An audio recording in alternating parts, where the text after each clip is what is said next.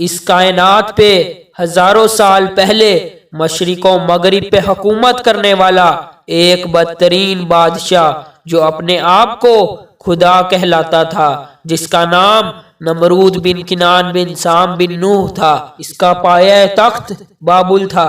یہ پہلا وہ بادشاہ تھا جس نے تاج اپنے سر پہ رکھا تاکہ لوگوں کو معلوم ہو کہ ان کا خدا نمرود ہے۔ ایک رات اس خدا کہلانے والے بادشاہ نے خواب دیکھا کہ ایک تارا آسمان میں اس طرح سے چمک رہا ہے کہ اس کے نزدیک سورج اور چاند بجھے ہوئے نظر آ رہے ہیں۔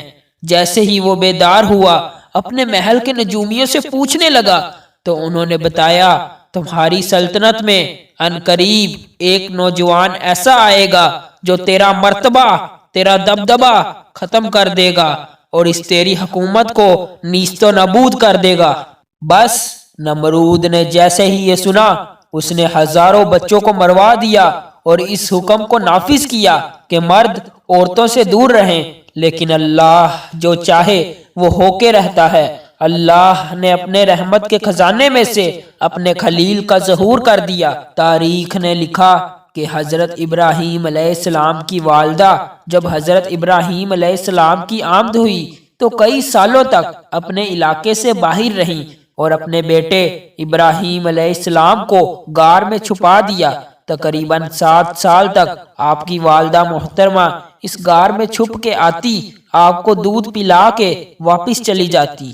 جب حضرت ابراہیم علیہ السلام زمانہ بلوغیت کی طرف بڑھنے لگے تو آپ کے چچا آزر نے یہ چاہا کہ آپ ان کے ساتھ آ کر رہیں اور ان کے کام میں ہاتھ بٹائیں۔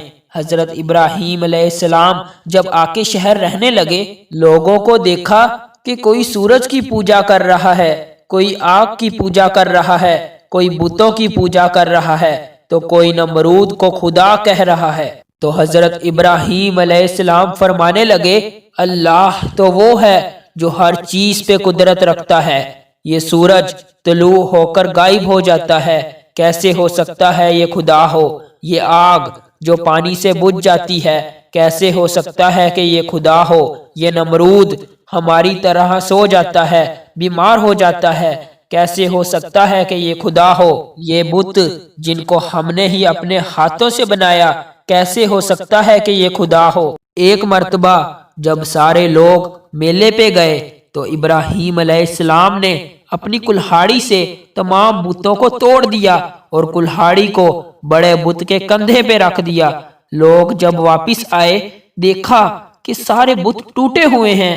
سب نے یہ مان لیا کہ یہ کام ابراہیم علیہ السلام کا ہے۔ ابراہیم علیہ السلام کہنے لگے، دیکھو، پوچھو کہ اس بڑے بت نے شاید توڑا ہو۔ سب حیرت سے پوچھنے لگے کہ یہ بت کیسے توڑ سکتا ہے؟ تو آپ فرمانے لگے، میں بھی تو یہی کہنا چاہتا ہوں، جب یہ کسی بت کو توڑ نہیں سکتا تو یہ ہمارا خدا کیسے ہو سکتا ہے؟ نمرود نے یہ حکم نافذ کروایا کہ ایک ایسی آگ جلائی جائے جس میں ابراہیم علیہ السلام کو اس طرح سے جلایا جائے کہ لوگ عبرت حاصل کریں۔ 2 سالوں تک لکڑیوں کو جمع کیا گیا اور ایک بہت ہی بڑی آگ جلائی گئی۔ فرشتوں نے اللہ کے دربار میں فریاد کو بلند کیا کہ اے اللہ، ہمیں حکم دیں کہ ہم تیرے خلیل کو بچا سکیں۔ اللہ نے فرمایا، جاؤ، دیکھو، اگر ابراہیم تم سے مدد طلب کرے تو ضرور اس کی مدد کرنا۔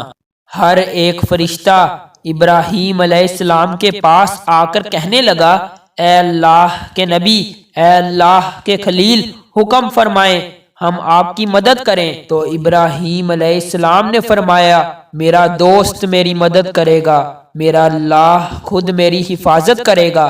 بس جیسے ہی نمرود نے اللہ کے نبی کو آگ میں ڈالا تو وہ آگ گلزار بن گئی۔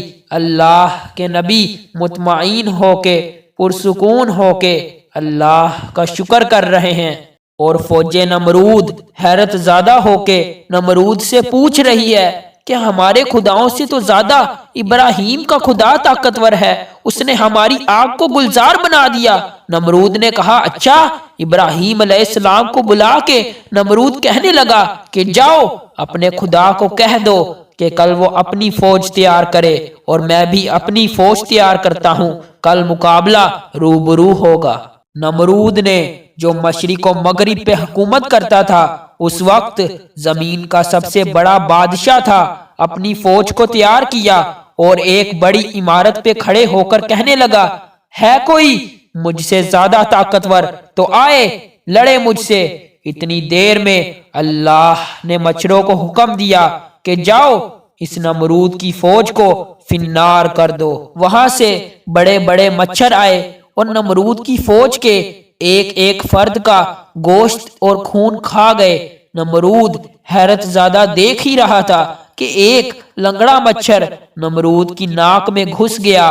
نمرود اپنے سر کو دیواروں پہ مارنے لگا کہ مجھے کوئی بچائے، لیکن افسوس اللہ کا عذاب جب آتا ہے تو کوئی کسی کو بچا نہیں پاتا۔ وہ فوراً اپنے محل میں آیا، بے چین ہونے لگا، اپنے خادمین سے کہنے لگا کہ اپنی جوتیوں سے میرے سر کو مارو۔